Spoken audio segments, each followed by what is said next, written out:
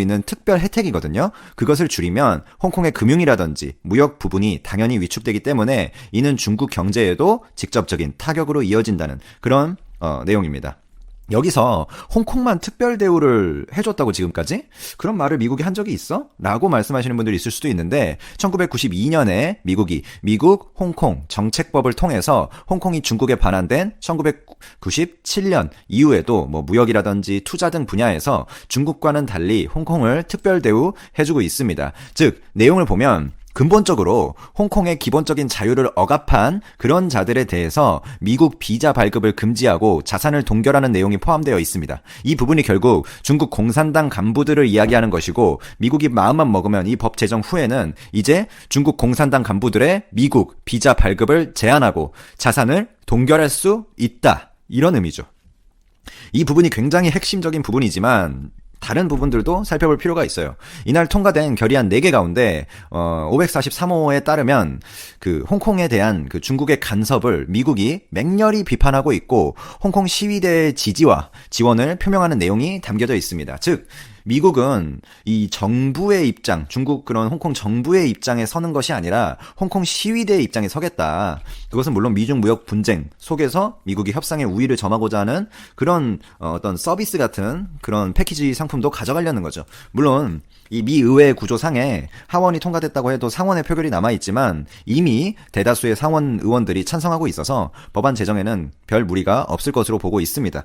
이 법안이 제정되면 결국 미국이 매년 홍콩의 자치 수준을 평가하게 된다는 게 핵심이고 그 효과에서 중국의 노골적인 홍콩의 중국화가 어느 정도 속도가 줄어드는 측면이 생기는 거죠. 홍콩 시위대에서는 이런 부분들을 이제 기뻐하는 거고 그리고 중국의 간부들을 제재할 수 있는 것 그런 권한이 법제화 된다는 게 미국 입장에서는 중국의 상대로 미중 무역 협상에서 뭔가 우위를 차지할 수 있는 그런 명분을 하나 또 쌓아가는 그런 의미도 있는 거죠. 자, 그럼 이게 뭔지 지금 이 홍콩 민주주의 법안 그러니까 미국이 중국 간부들 비자 발급하고 자산을 동결할 수 있다고? 그거를 어떻게 해? 그러면 홍콩 민주주의 법안의 내용을 봐야겠죠? 그런 어떤 대충의 그림은 그려진 것 같고 미국은 그럼 결국에 파고 싶은 법을 만든 거고 이에 대한 중국의 입장을 살펴볼 시간이겠죠. 중국 중앙정부는 법안이 발의됐을, 그러니까 가결된 걸 제가 알려드린 거고 맨 처음 발의됐을 시점부터 내정 간섭이라는 명분으로 강력한 반발을 표현했었습니다. 하원에서 법안이 가결되고 단 5시간 만에 중국 외교부는 강하게 분노하면서 결연히 반대한다. 미 하원은 사실을 왜곡하고 있다. 라는 말을 하고 붕괴한다 결국에 그런 이제 중국어를 썼는데 이런 말을 하고 그 뒤에 이 법안이 최종적으로 통과된다면 미중 관계는 최악으로 흘러갈 것이며 미국 자신의 이익도 훼손될 것 또한 미국의 잘못된 결정에 대해 단호하게 우리는 보복을 하겠다라고 중국이 성명을 냈습니다. 여기서 보복을 하겠다라고 말도 했지만 현의 능마 다시 한번 말씀드릴게요. 현의 늑마라는 표현을 썼는데 이는 중국 외교부가 항상 보복 조치에 나서기 전에 쓰는 표현입니다. 마치 선전포고 같은 거죠. 이 현의 늑마라는 그 한자 사자성어의 뜻은 낭떠러지에 이르러 말 고삐를 잡아채길 바란다라는 뜻을 가지고 있습니다. 무슨 뜻인지는 스스로 해석하시면 충분히 지금 멍청한 짓 하지 말라 결국에 그런 거죠. 지금 이제 우리가 보복하면 너네들 큰일 나니까 빨리 잡아 끌어라. 그런 거죠. 성명에서 분명하게 말한 거죠, 결국에. 보복할 거라고. 얘네는 자기네들 지금 경제 상황을 전혀 고려 안 하고 너무 좀, 감정적으로 대응을 하는 것 같습니다. 물론 중국 내부 사정이 있겠지만, 그래도 지나치게 일단 성명 같은 거에 있어서 이렇게 너무 감정적으로 나가는 것 같아요. 보복한다고 해서 미국이 쫄 것도 아니잖아요. 그러니까 외교적으로 별로 의미도 없는 말인데 그거를 너무 감정적으로 실는 게 아닌가. 이게 북한도 아니고. 결국 중국의 입장은 이번 시위를 폭력과 혼란으로 보고 미국은 이번 시위를 민주주의나 인권의 훼손 문제로 바라보는 이 두 나라 간의 시각 차이가 가장 큰 쟁점이라고 보시면 크게 틀리지 않습니다. 중국이 이번에 대대적인 보복을 예고한 만큼 오늘 상하이 지수는 조금 떨어지긴 했죠. 경제적 불확실성은 갈수록 커지고 있다. 이렇게 보시면 됩니다. 그리고 상하이 지수가 0.4였나요? 제가 정확히 기억이 안 나는데 조금 떨어졌는데 그 지수폭은 사실 별 의미 없이 그냥 떨어지는 지수폭이에요. 이 대대적인 보복이 진짜 실제로 중국이 시행할 것처럼 되면 훨씬 큰 폭이 떨어지죠. 근데 지금은 거의 뭐 말만 했다 정도, 말은 자주 하니까요. 저는 트럼프가 이런 탄핵 이슈에 몰리면서도 중국의 이런 강공을 이어가는 것은 아주 현명하다라고 판단이 됩니다. 하나의 중국 어쩌고 뭐 그런 걸 떠나서 세계 경제의 핵심인 지금 미중의 패권 경쟁을 기준으로 바라볼 때 어떤 명분이든 중국을 더 압박하는 것은 협상 테이블에서 긍정적이다라고 평가를 합니다. 그리고 그 협상을 잘하는 것이 질질 지금 이 협상을 엄청 끌었잖아요.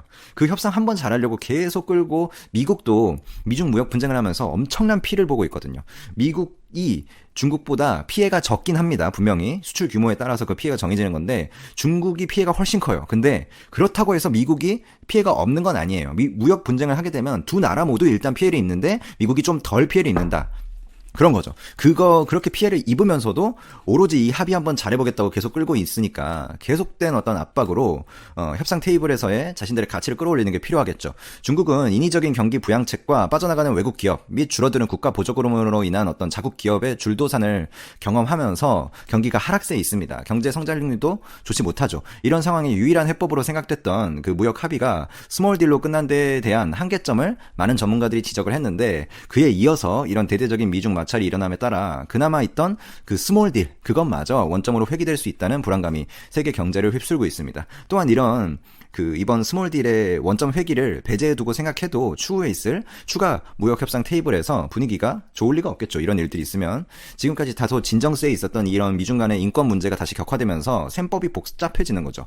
경제적인 문제만 있으면 플러스 마이너스로 그냥 접근해가지고 뭐 한쪽에 살짝 플러스 해가지고 협상을 하면 되는데 인권이 경제 사이에 끼게 되면 이게 계산이 복잡하죠. 서로 간의 그 주제를 바라보는 감정이 다르기 때문에 전에도 미국이 중국과 무역 실무 협상을 열었던 지난 7일에 신장 지역의 위구르족에 대한 인권 문제를 명분으로 중국 기관과 기업 총 28곳을 제재 리스트에 올린 바 있죠. 동시에 트럼프는 1단계 합의문에 대해서 문서화하지 않으면 관세를 연기하지 않겠다라면서 외교전과 압박전을 계속해서 병행하면서 강력한 압박 체제를 일관하고 있죠. 어찌됐든 이런 불확실성에 대해서는 뭐 미국이 협상력을 끌어올리는 측면에서 제가 긍정적으로 평가한 거지 이런 불확실성에 대해서 그 자체에 대해서는 굉장히 부정적으로 저는 바라보고 있으며 이번 홍콩 문제를 명분 삼아서 미중이 다시 치열하게 다투기보다는 중국이 계속해서 자신들 입으로 말했듯이 그 자신들의 행태, 불공정 관행들에 대해서 스스로 먼저 해결하려는 노력을 하고 미래를 위한 발걸음을 내딛어 주기를 간절히 바랍니다. 잘못된 것을 바로잡는 것도 중요하지만 그로 인해서 세계 경제의 불확실성이 계속 커지는 지금의 상황도 전체적으로 봤을 때 긍정적이진 못하다. 물론 중국 입장에서 뭐 생각하면 뭐 특히 이번 홍콩 법안은 자신 간부들의 재정적인 어떤 동결이나 비자 발급 문제까지 언급이 돼서 굉장히 불쾌하게 받아들일 수는 있습니다. 개인적으로 중국이 해오던 그렇게 받아들일 수 있지만 그런 불공정 관행들을 폐지하는데 적극적으로 임하고 시장 개방 및 직접 재산권 강화, 기술 탈취 금지법 제정 등 모든 노력을 다한다면 중국이 오히려 여러 가지 제재에서 자유로워지고 공정한 룰 안에서 건강하게 경쟁할 수 있는 하나의 나라가 될 거라고 생각을 합니다. 중국 입장에서야 물론 불법적인 방법을 동원해서 컸기 때문에 우리가 합법적인 루트로 가면 지금의 이 경제규모 성장률을 계속 할 수 있을까? 이런 생각을 하겠지만 당연히 그렇게 못 크죠. 당장은 당연히 다운턴이 있겠죠. 많은 면에서 성장률이 체질 개선을 하는 동안은 부진할 겁니다. 우리나라가 반도체 국산화, 불화소수 국산화 체질 개선할 때 조금 중복 투자 어려움을 겪은 것처럼 하지만 그게 중국이 공정하게 경쟁하고 시장을 개방했을 때의 올바른 성장 속도이고 시간이 조금 지나잖아요. 그러면 긍정적인 요인들이 그로 인해서 또 발생을 합니다. 세계가 중국에 대해 건강한 나라라고 평가하면서 투자가 물밀듯이 들어오고 왜냐하면 내수 시장이 탄탄하니까 시장 개방을 하면 당연히 투자가 물밀듯이 들어올 수밖에 없어요. 지금 꽤나 중국도 잘하는 분야가 이미 많이 육성되었기 때문에 오히려 지금의 미국의 제재 하의 성장 속도보다 나중에 먼 미래 보면 훨씬 빠르게 성장할 수 있다라고 판단할 수도 있는 부분이 있으니 중국이 무조건 자국 제일주의 안에 갇혀서 세계 모든 나라를 등지고 도둑질만 해가면서 살아가는 지금의 체제에서는 벗어나줬으면 좋겠다는 마음 전하면서 오늘 물러가겠습니다. 감사합니다.